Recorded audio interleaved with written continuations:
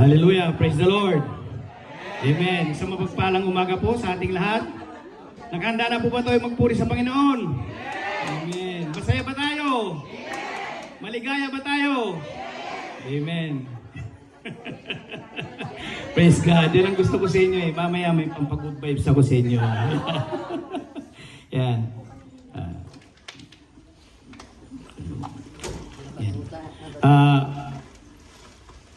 Muli po, magandang umaga sa ating lahat. In behalf of our Senior Pastor Larry Marlin Manuel, ang ating pong missionary pastors, kay Pastor Gary, Pastora Glot, Pastora Grace, ay wini-welcome po nila ang bawat isa. Lalong-lalo na po sa ating pong mga first-timer, sa ating pong mga bisita ngayon, kay Sister Grace Ancheta. Welcome po sa ating gawain. Amen. Ganito po kay Sister Aida Bagubi. Welcome po sa ating pong gawain. At nawa po ay hindi po ito yung una at huli na ating pong pagsasama sa ating pong gawain. Ay po sa ating pong mga second-timer kay Sister Raquel. Yan, welcome kapatid. Ayun po sa lahat, sa mga old-timer. Yan, welcome po sa ating lahat. Amen. At siyempre po, welcome po natin ang presensya ng Banal na Espiritu na siyang kasama po natin ngayong umaga. Kaya isang malakas na palakpak po para sa ating lahat. Amen. Yan. Bago po tayo dumako sa ating pong pananalangin, ay nais ko lamang po na magbasa ng isang talata na ayat po sa awit sa Psalms 103 verse 1. Sabi niya dyan, Bless the Lord, O my soul.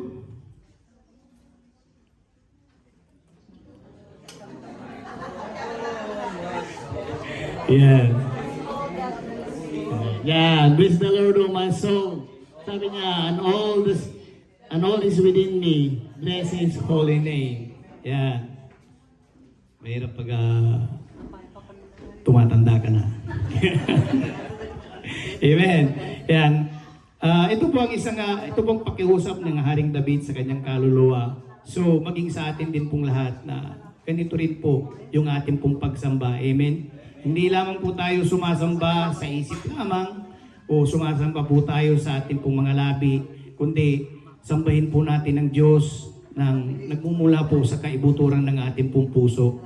Amen? Dahil po sa kaligtasan na nararanasan po natin, sa kapayapaan na nararanasan natin araw-araw, at yun po doon sa pagmamahal niya po sa atin, sa kapayapaan, yan, sa kagalakan. Kaya dapat po na ang ating pong pagsamba sa Panginoon ay nagmumula po talaga sa kaibuturan ng ating puso.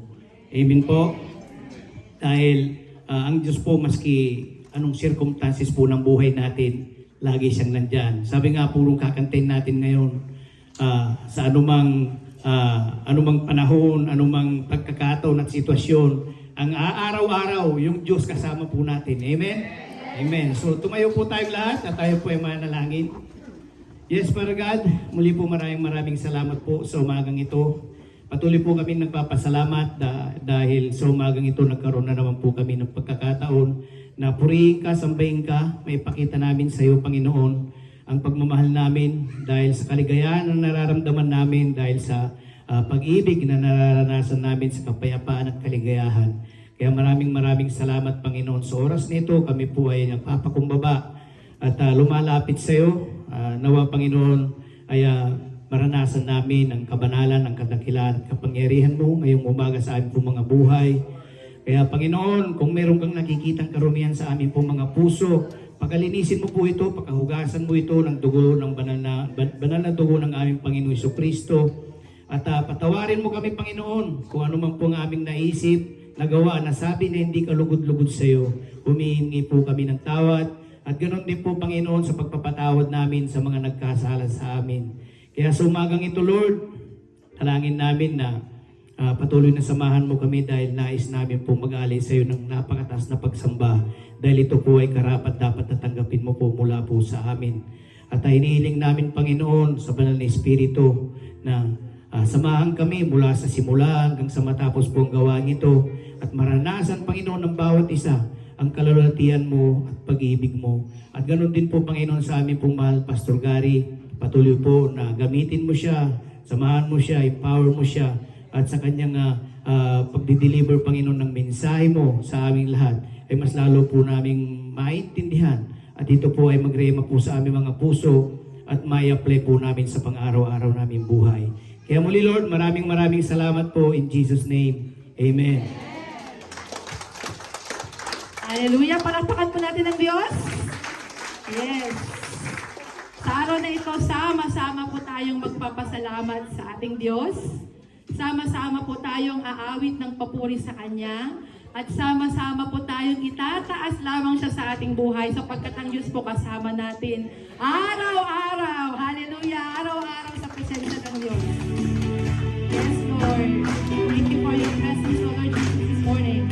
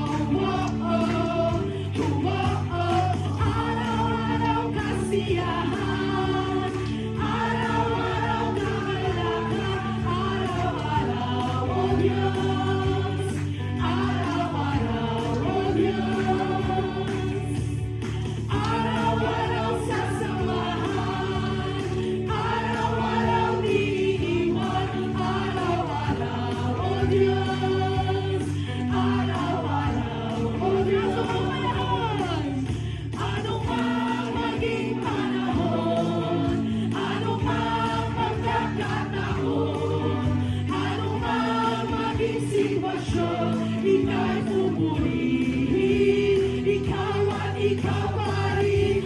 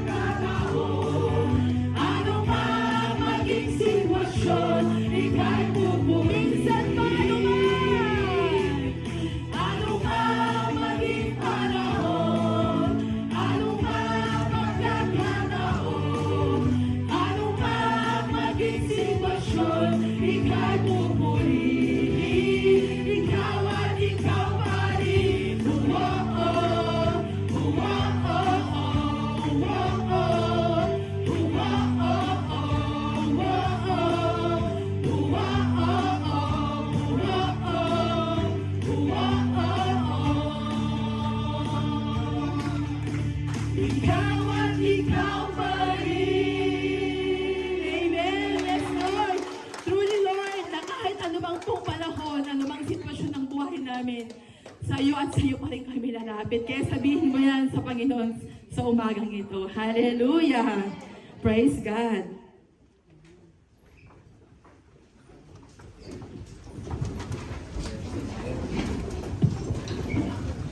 Yeah, praise God.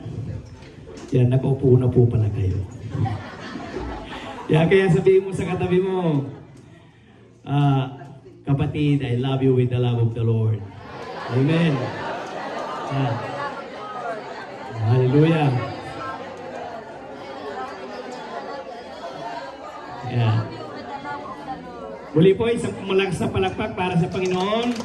Amen. Yan, appreciate po natin ang praise and worship team. Amen. Napakasipag po nila na mag-practice. Ganon din po ang ating pong media at ang ating pong tagakuha po ng ating pong live. Amen. Pag hindi pa kayo nakakapag-subscribe, mag-subscribe na kayo. Praise God. Yeah. Amen. Bago po tayo dumako sa ating mga announcement, mayroon akong isi-share sa inyo. Yan. May tatlong magkakaibigan na mga probinsyano, mga promdi. Mga promdi sila. Ngayon, nagpunta sila sa Maynila para mag-aral. Ang pangalan ng tatlong magkakaibigan na to, si Juan, si Pedro, at saka si Kaloy. Yan. Layo, no? Layo, no? At saka si Kaloy. Yan. Ngayon, dahil nga, siyempre, galing sila ng probinsya, medyo hirap silang mag-adapt ng Tagalog. Ngayon, si Juan, nagtanong siya kay Pedro. Sabi niya, Pedro, tulungan mo nga ako kasi nahihirapan ako. Ano ba yun, Juan? Sabi ni Pedro. Kasi, hindi ko maintindihan kasi yung hapdi. Pwede paliwanag mo sa akin kung anong ibig sabihin ng hapdi. So, ang sabi ni Pedro, ganito kasi Juan, ang ibig sabihin ng hapdi, pag halimbawa tayo, iniwan natin yung balat natin, nasaktan tayo, siyempre mahapdi. Ngayon si Kaloy, nandun sa isang tabi, nakikinig lang. Hindi siya kumikibo.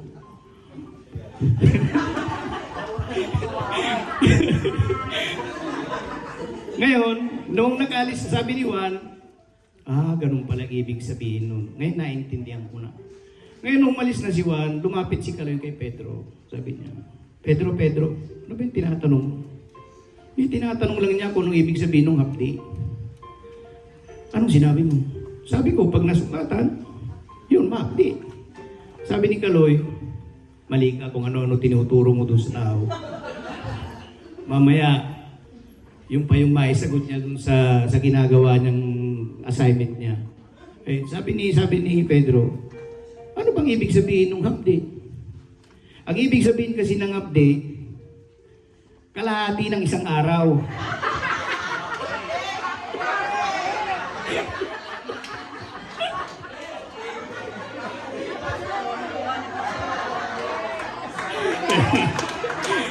Praise God. Yeah.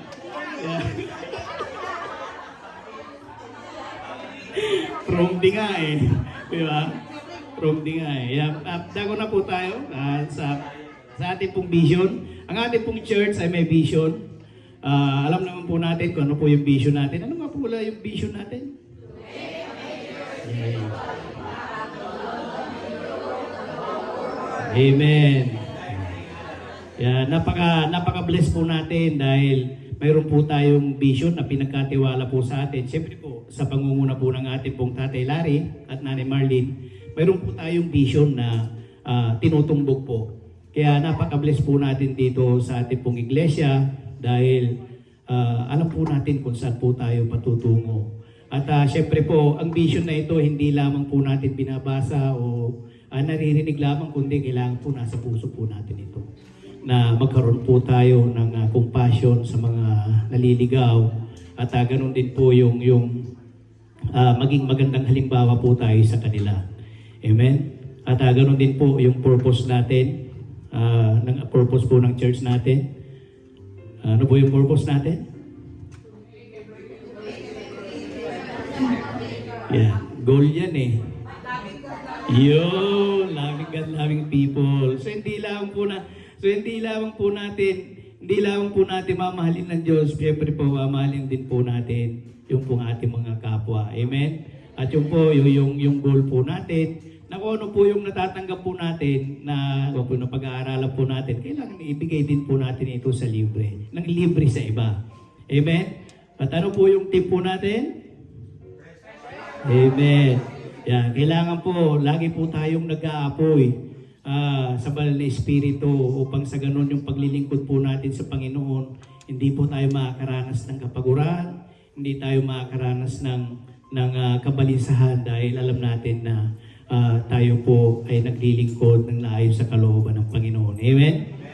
Amen.